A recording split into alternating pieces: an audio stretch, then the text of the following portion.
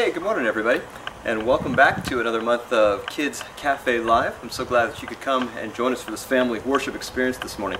And just as we did last month, I want to take a moment to share with you kind of a thought for the month, if you will. Now, how you hear this will depend a little bit upon the age and stage that your kids are at. If you only have preschoolers in your home, this probably is going to be the hardest for you to hear. But if you already have teenagers or even preteens, my guess is that this is going to resonate pretty deeply. Because what I want to talk to you about is a parenting value that we want to emphasize that might be called fighting for the heart.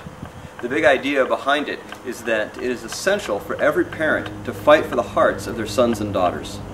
God certainly fights for our hearts, and we need to fight for our families as well. But the question is, how? How do we go about doing that? Well, researchers and clinical psychologists can document the incredible transition that happens in a child's life between the ages of 10 and 13. We know that they go from the stage of enjoying going down a slide like this to suddenly they're sliding into adolescence. But the truth is, you don't need folks in lab coats to tell you that. Many of you have seen it, even experienced it already. I mean, think about it. At 10, the child is still largely dependent upon you. But by 13, many parents are stunned that the toddler that at one point would not let mom or dad put him down now doesn't want to hang around with mom and dad at all. And the transition can be so stark and often so sudden that it catches many parents off guard.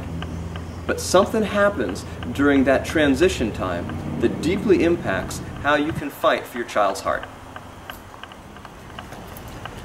When a child is young, if you come from an even reasonably normal home, you just have their hearts. They cling to your every word. They love you. It's just automatic. But as a child gets older and hits those teen years, parents who were so used to having a close, loving relationship can often be surprised by how distant their 12-year-old son or daughter has suddenly become. And many parents are left scrambling, trying to figure out what's happened, let alone trying to figure out how to capture their child's heart. And that's because a very significant transition is happening. When a child is young, their hearts follow you because as their mom, as their dad, you have control and influence in their lives because of your position as their parent. But as the child grows older, they discover freedom. They discover that they have a choice about who they love, who they listen to, who they follow, even who they admire. And that catches many parents off guard. Again, when a child is young, parents have a whole lot more control. But as a child gets older, control quite naturally and even quite appropriately begins to weaken. One day, we as parents find that all we have left actually is just influence. Now sure, you're a parent for life, but your relationship with your son or daughter isn't automatically close anymore. A teenager, for example, is free to love or free to reject. They're free to listen or free not to, free to obey or free not to obey. And even the most controlling parent knows that you can make a child do things, even at 13, that you could never make them do at 23 or even 19. And that's why fighting for the heart is so important. If you have their hearts, you have their ears. That means you have influence. What you have is relationship. And so it's critical for parents to realize this. Our hearts will follow those that we love and admire most. What's happening, in fact, in your child's life is what happens in your life. You choose to give your heart to people you admire, to people that you love. Everyone does it, and your kids are no exception. And so the question is, knowing that, how do you help set up the conditions for you to be one of those people that your son or daughter will admire and love throughout their lives?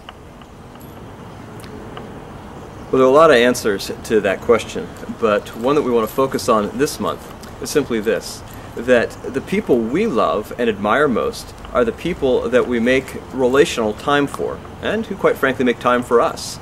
And the one thing that many parents find that they don't do enough of in light of the crazy, hectic, busy lives that we lead is simply to build in and protect unstructured time with their children.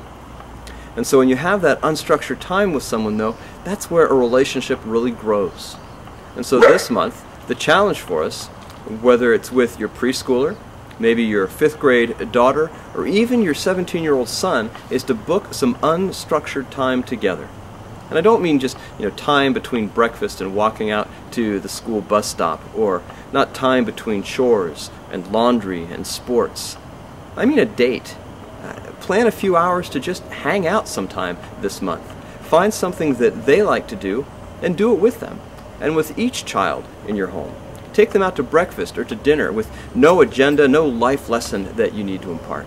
In fact, to be honest, one of the richest experiences for me in the last couple of months has been just simply taking my daughter Megan out for coffee and, well, for her, hot chocolate once a week on a Tuesday morning. The point is simply this: just spend some time together, and you'll discover that a quantity of quality time builds a healthy relationship, and a healthy relationship is one that builds influence.